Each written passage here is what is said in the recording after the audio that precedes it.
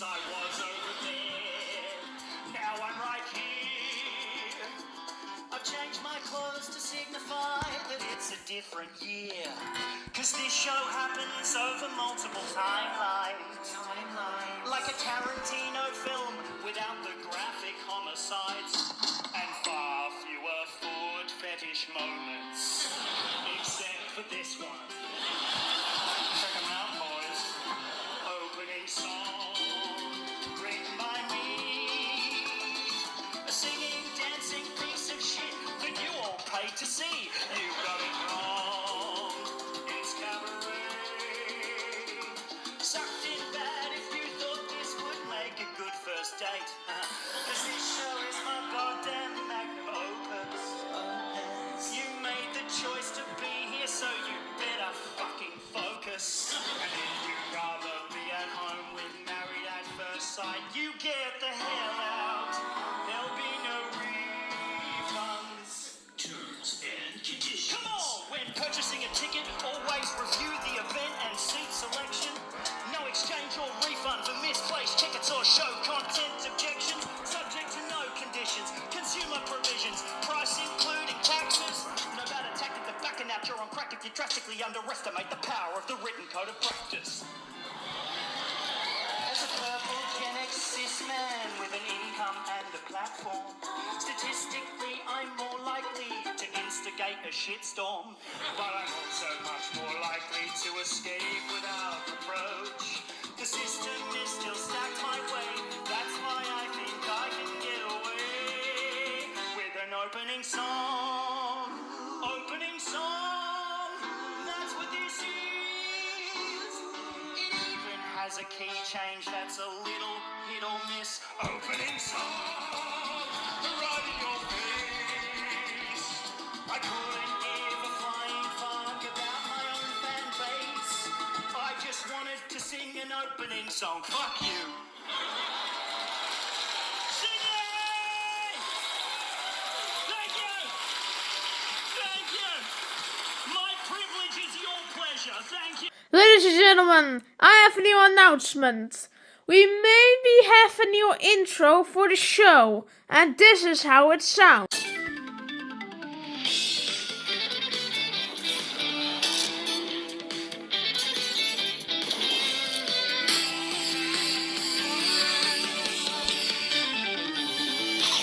So, what do you guys think about it? Anyway, let's go to the video. Ever repeatedly punched yourself in the genitals on public transportation? I have. It was late December and I was feeling Christmas horny.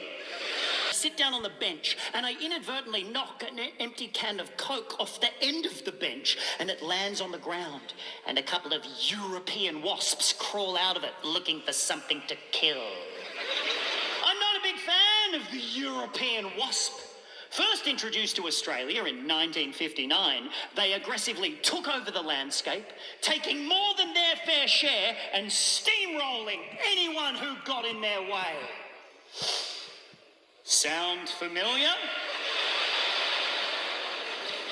Yes, they're exactly like Spotify.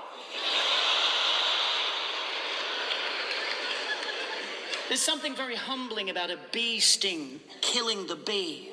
The barb of her stinger lodging in her enemy and then disemboweling her as she pulls away.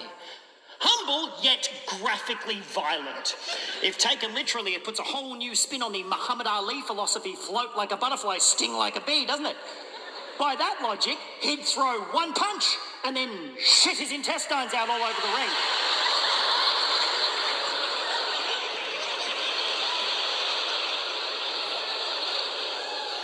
Wasps, on the other hand, just keep stinging. Thrusting away like some sort of...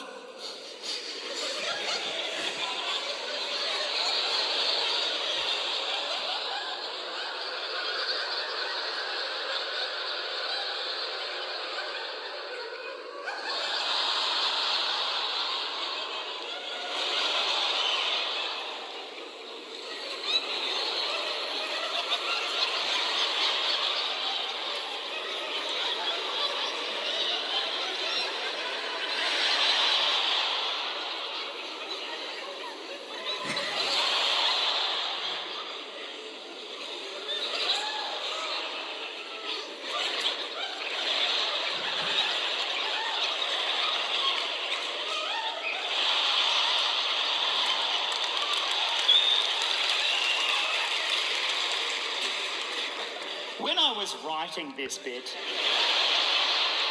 I never thought it would devolve into me just thrusting and one person going, yeah. Don't get me wrong, I'm glad it got there, but... You know, originally when I wrote it, I couldn't actually think of an appropriate thruster to be thrusting in this imaginary thrust scenario that I'd created. So I literally Googled the word thrusting, and the first thing that actually comes up is the definition, which is the motion of pushing or lunging suddenly or violently. But the second thing that came up was an article from askmen.com from the 22nd of November 2022 entitled Thrusting Techniques.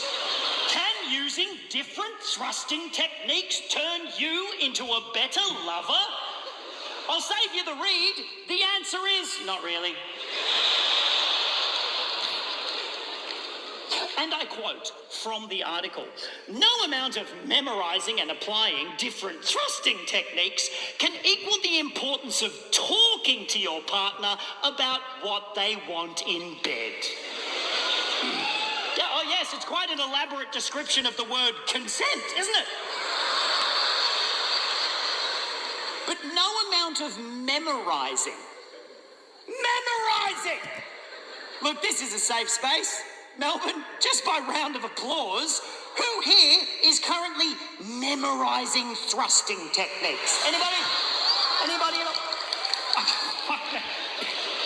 People don't usually clap. I have so many questions. Are you practicing in front of a mirror? Or is there like a Duolingo style app that you have to use? 15 minutes a day and now I'm fluent in conversational thrusting. Or do you have to learn it like dance choreography? 5, 6, 7 and thrust and thrust and woo, woo. I wouldn't be any good at it, man. I was never good at memorizing information for exams when I was at school. I used to cheat and write the answers on the back of my hand. So in this scenario, I'd be there in bed looking at the back of my hand. Okay, push or lunge, suddenly or violently. Doesn't seem right. Okay.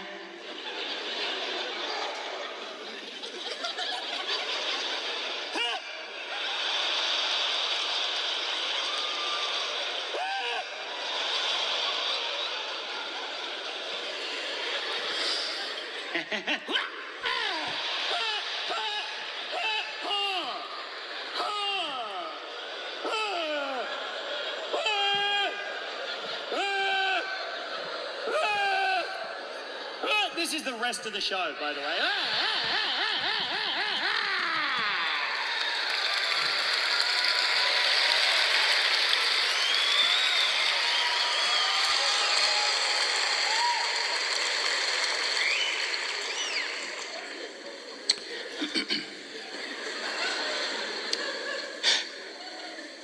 So I'm at the bus stop. And I'm ignoring me, but nobody asking me how they can help. As I scream in agony, repeatedly punching myself in the genitals.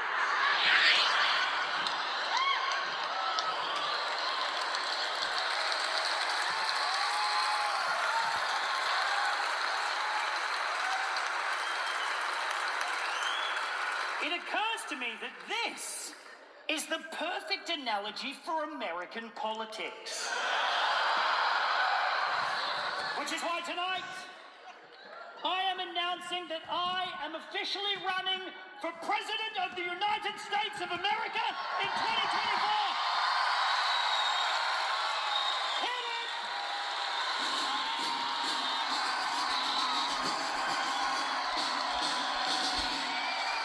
I have a vision. Call it ambition or call it a mission, I've made a decision. To break the tradition and bring a petition to this inquisition. It's a proposition, an admission of my position. And it began by Googling words that rhyme with vision. I was born to stand upon the stage. The times have changed and I began to disengage. Then Lady Luck delivered me into the TikTok age, where felt-faced pricks like me are all the fucking rage. My sacred works of art dissected into gimmicks. My special's far too existential to impress the cunts at Netflix. I'm chasing clicks, charging too much for ticks. I only got this gig tonight by sucking Jeff Dunham's dick. I think this is as low as my career can sink. I fear that mediocrity might be my kink. So I run a bath and make a plan to end it quick. And then a sweet solution hits me like a ton of bricks. I'll just switch my dick pic for a crucifix. Now I'm in politics. Vote one Randy Beltface. Politics. There's a new horse in this race. Politics. And by horse, I mean centaur. I have the body of a horse. That's why I hide behind this. It's true, the world has never been in such a fucking state. There are a list of leaders to assassinate. I'm not condoning it, but I would look away if you killed Peter Dutton. With great power comes great responsibility, and I intend to lead you with humility. And if I lose, then I will choose to refuse to accept the result. Fuck you, Melbourne! Politics. How many politicians does it take to change a light bulb? Politics. 3. One to change it, one to say they could have done it better, and one to stick it up their arse for no apparent reason. Politics. I'm the third one. You need a leader who can be a people-pleasing puppet, and someone who sees a battery and has to sock it. You need me. I will be your president until I get bored. President Beltface, motherfuckers!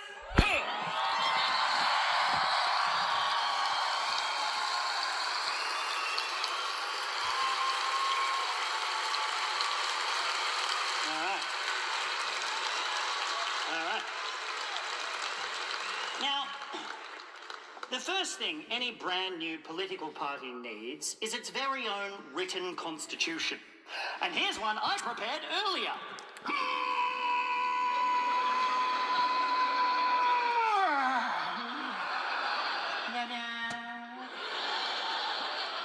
Oh, I know. A song and a prop. Wow.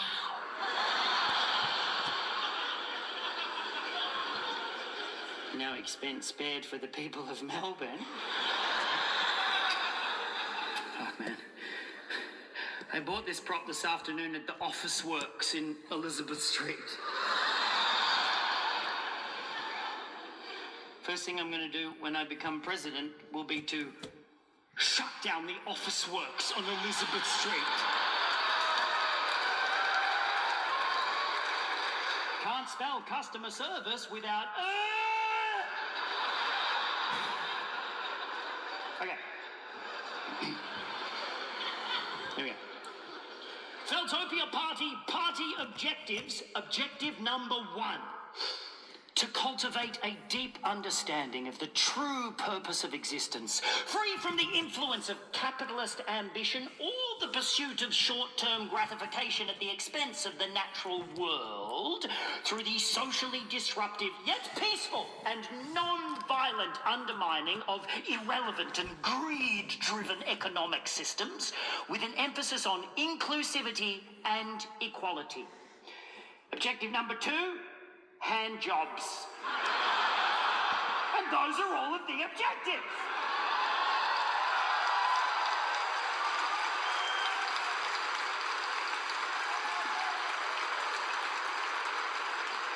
Just before we go on, I could tell a lot of you are thinking, hang on a minute, Randy, aren't you Australian? I thought you had to be Merkin if you want to be president of America. Well, I will have you know, my friends, some of my parts made in America. Loophole!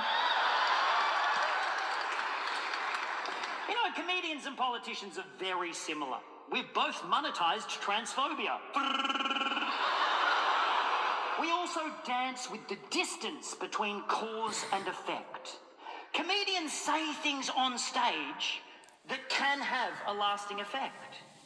I mean, you might be driving home tonight and you'll go, hand jobs. And politicians are literally controlling the weather. And if you haven't personally experienced an extreme weather event yet, it's only a matter of time before it's your weird neighbour on the evening news being interviewed going, well, my house was on fire and underwater at the same time. But I had to go back in for me dog. But despite the similarities, I always thought the leap from comedy to politics would be impossible.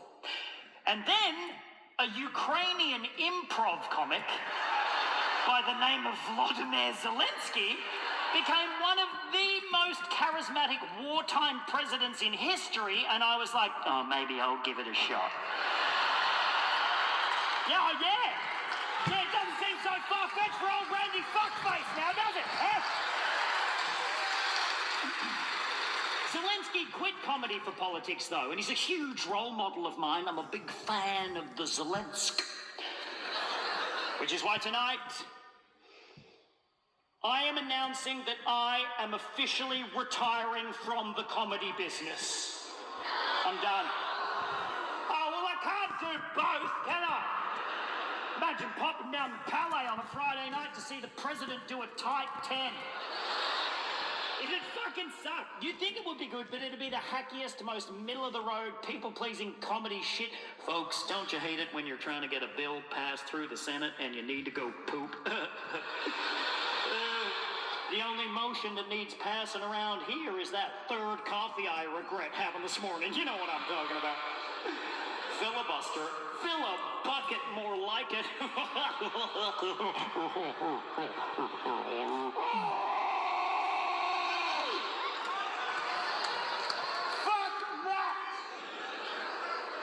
Politics all the way, baby!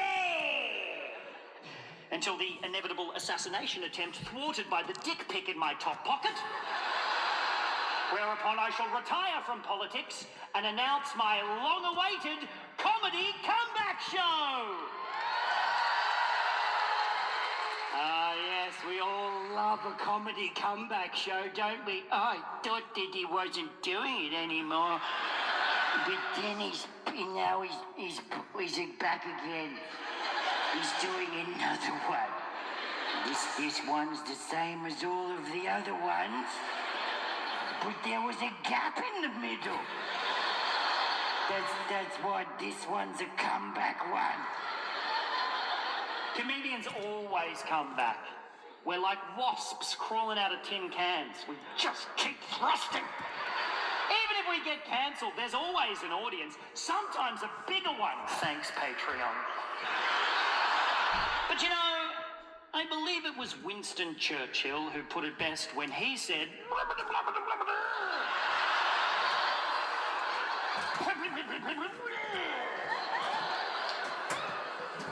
yeah, it really makes you think, doesn't it?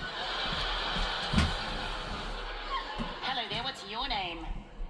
Thomas. What is it? Thomas. Thomas! Hello, Thomas! Hi. Did I get you on the first go? Yeah. Fuck yes! Thomas! What did you do today, Thomas? Not much. Had a day off. You what? Had a day off. Thomas had a day off, everybody! Thereby proving that Thomas is not someone that I've planted in the audience for very interesting back and forth crowd work.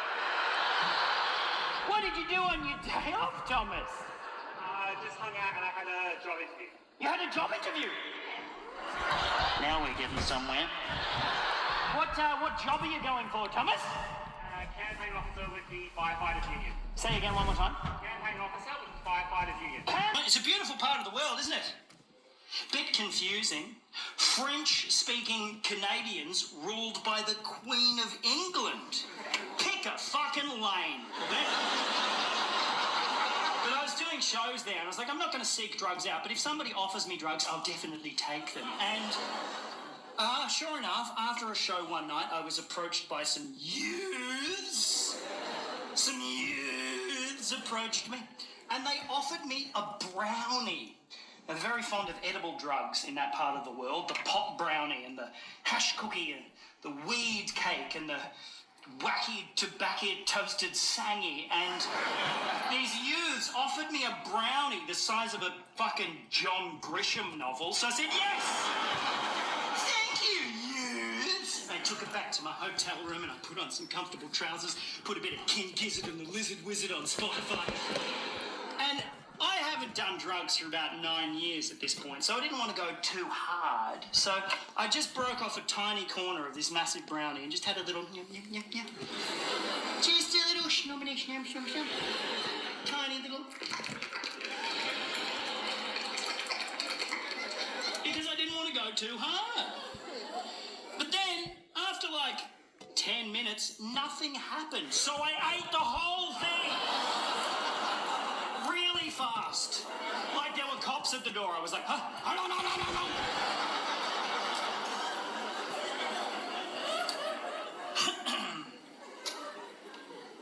And then I Googled how long it normally takes for a pot brownie to kick in. Does anybody want to share with the class how long it normally takes for a pot brownie to kick in? Does anybody know?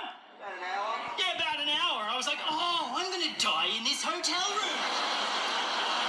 I started getting my affairs in order, cancelled my subscriptions to Yoga Glow and Chatterbait, started putting a PowerPoint presentation together for my own funeral service. And then, after like 75 minutes, I realised it was just a fucking brownie. Like just a regular old drug-free chocolate brownie, lovingly prepared by the youths of Canada, just to be fucking innocently distributed amongst the tourists. So now, my opinion is, Canadians are fucking idiots.